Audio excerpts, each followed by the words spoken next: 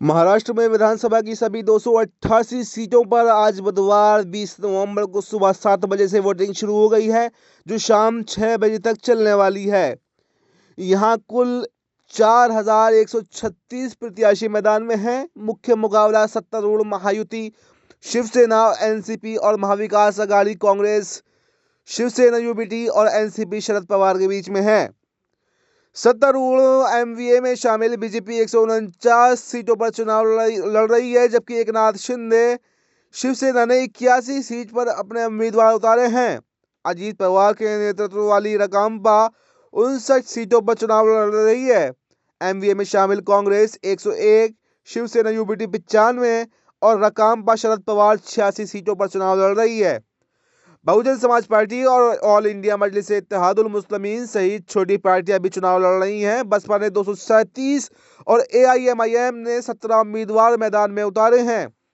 पिछले विधानसभा चुनाव की तुलना में इस बार उम्मीदवारों की संख्या में 28% की बढ़ोतरी हुई है। इस साल 4,136 उम्मीदवार चुनाव लड़ रहे हैं, जबकि 2019 में 3,239 उम्मीदवार ही मैदान में थे। इन उम्मीदवारों में 2,086 निर्दलीय उम्मीदवार हैं। 150 से ज्यादा सीट पर बागी उम्मीदवार भी शामिल हैं, जिसमें महायुति और एमवीए के उम्मीदवार अपनी पार्टी के आधिकारिक उम्मीदवार के खिलाफ ही चुनाव लड़ रहे हैं। अधिकारियों ने बताया है कि 30 अक्टूबर तक पंजीकृत मतदाताओं की संख्या 9,70,25,119 है। इसमें 5,22,739 पुरुष मतदाता हैं, तो वहीं पर 4,69,96,279 महिला मतदाता हैं।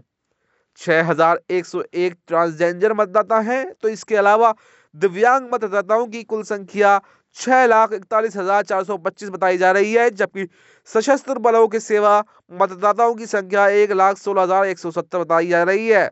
महाराष्ट्र में इस बार 1,186 मतदान केंद्र बनाए गए हैं, जबकि 2019 के विधानसभा चुनाव में इनकी संख्या 96,654 थी। मतदाताओं की संख्या में बढ़ोतरी के कारण यह वृद्धि की गई है। राज्य सरकार के लगभग 6 लाख कर्मचारी चुनाव ड्यूटी के लिए तैनात भी किए गए हैं। इस चुनाव में जहां सत्तारूढ़ महायुति गठबंधन सत्ता बरकरार रखने की कोशिश कर रहा है, तो वहीं विपक्षी गठबंधन महाविकास अघाड़ी को सत्ता में शानदार वापसी की उम्मीद भी है।